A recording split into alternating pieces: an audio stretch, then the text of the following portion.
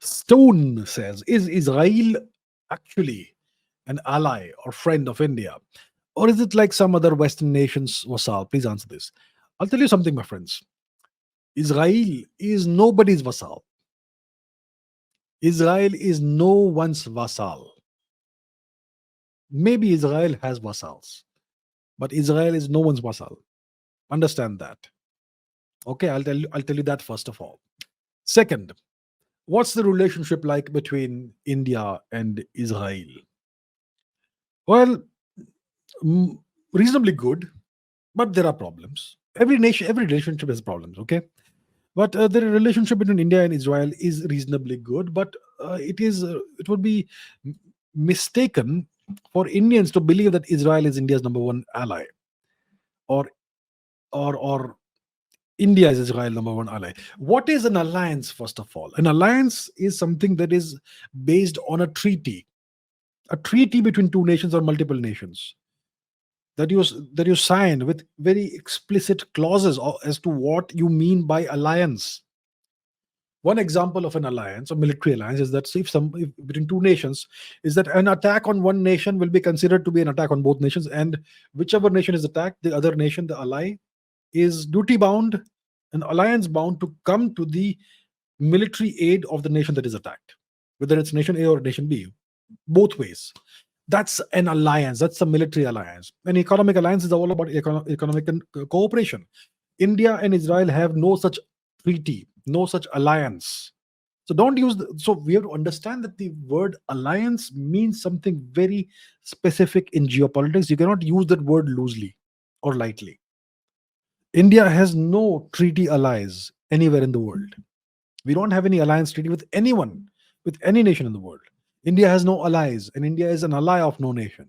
Okay, uh, we can use terms in diplomacy like friendship and all that, and shared values and all. That's nothing. It's vague. It's vague nothingness. It means nothing. Okay, so India and Israel are not treaty allies. We don't have any alliance treaty. We have no treaty as such. So there is no alliance between the two nations. Friend, there are no friends in geopolitics. Okay, there's only national interest. If you have shared interests and a convergence of interest between two nations, then the two nations will work together. And if there is a divergence of interests, and if there is a conflict of interest, then two nations typically will be adversaries and they may go to war. So that's the situation in geopolitics. Let's be very clear about this. Okay. Now, so India and Israel have a reasonably good relationship. When it comes to voting in the United Nations, India often abstains on various resolutions, votes for resolutions either against or in favor of Israel. India often abstains from these things. Um, and India has had a very long history of supporting the Palestinian cause. And even the current government is the Modi government has reasonably good relations with uh, the Palestinian Authority or whatever it is. Okay, so India is on both sides, kind of, but the stronger relationship is clearly with Israel. Mr. Modi was the first prime minister of India to ever visit Israel, and he has a good relationship with Mr. Netanyahu.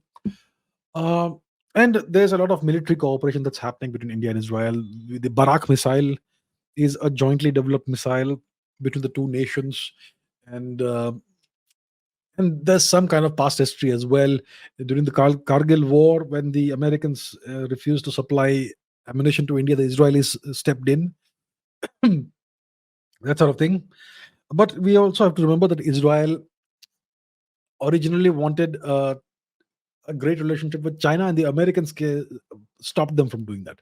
So Israel kind of pivoted towards India, because India is a huge market, and it's a huge market for Israeli exports of various kinds. Israel is a high tech uh, nation.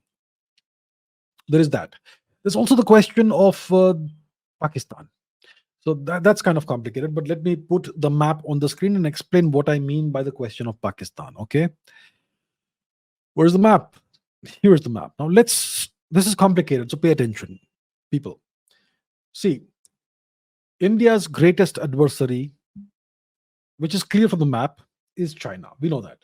But historically, the people of India always regarded Pakistan as India's number one adversary. And Pakistan is still India's number two adversary, right? Historical enmity between India and Pakistan. And Pakistan has acted as a US proxy, and the Americans have funded and financed Pakistani terrorism in India for decades in the past.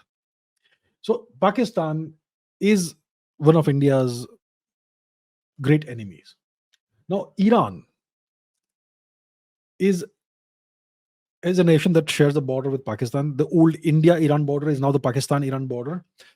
And Iran is a Shia nation. Pakistan is a Sunni nation. Pakistan is a US vassal. Iran is a US enemy, which means Iran and Pakistan can never be on good terms. Iran and Pakistan are adversaries, stated or unstated, but they are adversaries. And recently we had certain tensions on the border and the killing of terrorists and shooting of missiles and all the firing of missiles and so on, so forth. So Pakistan and Iran are enemies, okay? Now, do you know that my enemy's enemy is my friend? You must have heard of it. Who is Iran's number one enemy in the region? Israel. So Iran's enemy is Israel, Iran's enemy is Pakistan. So Pakistan and Israel should be on the same side, right? So the question for Israel to answer is, where does Israel stand vis-a-vis Pakistan? Because Pakistan is a US vassal in the region. And Israel's number one supporter is the US. So it makes sense from the logic of strategy that Israel, Pakistan, and the US are in the same camp. Correct? So then the question to and you know, Pakistan and Israel don't have official diplomatic relations, but we know that there have been back channel contacts, ongoing contacts between the two nations. The question is, where does Israel stand on the issue of Pakistan? And then there is the other question, okay, which is this. Let me put this on the screen now. Now, does Israel recognize the territorial integrity of India? Now, if you look at Israel's official maps, they look like this. I mean, this is a tweet by me from October 3 this year, which is about 2.5 weeks ago. So this is a map that an Israeli website had. Here's the link over here, and in which they show Kashmir, POK, all of that as part of Pakistan, and Aksai Chin as part of China. And I tweeted this: India stands with Israel, but does Israel stand with India? And I pointed out the incorrect map of India. And soon enough, the ambassador of Israel responded to this the next day morning. He said that it's a mistake by the editor of the website, and the map has been taken down. So let's take a look at the map. Is it taken down? 1 second.